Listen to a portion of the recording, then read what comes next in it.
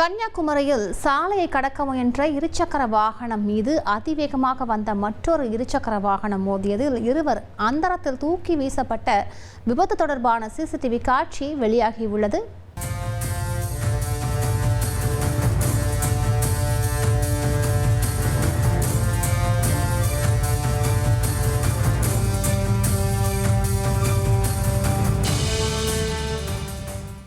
இது தொடர்பான கூடுதல் தகவல்களோடு இணைகிறார் செய்தியாளர் சிவகுமார். சிவகுமார், வணக்கம். தற்பொழுது அந்த விபத்தில் சிக்கியவர்கள் எப்படி இருக்கிறார்கள்? விவரங்களை பதிவு பண்ணுங்க.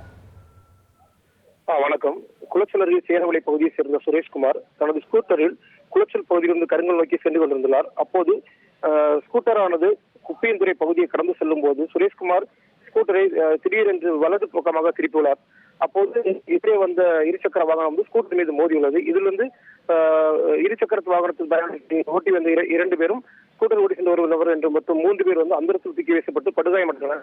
இதனை பார்த்த அக்கம் பக்கத்தினர் படுகாயமடைந்த மூவரையும் அருகே உள்ள மருத்துவமனையில் சிகிச்சைக்காக அனுமதித்துள்ளனர். மேலும் இது குறித்து குளச்சல் போலீசார் வழக்கு பதிவு செய்து விசாரணை மேற்கொண்டு வருகின்றனர். இந்த சூழ்நிலையில் விபத்திற்குள்ளான சிசிடிவி காட்சி வெளியாகி காண்போர் என்று பதர் வைத்துள்ளது.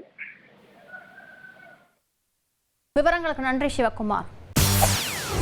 செய்திகளை உடனுக்குடன் தெரிந்து கொள்ள உடனே சப்ஸ்கிரைப் பண்ணுங்க.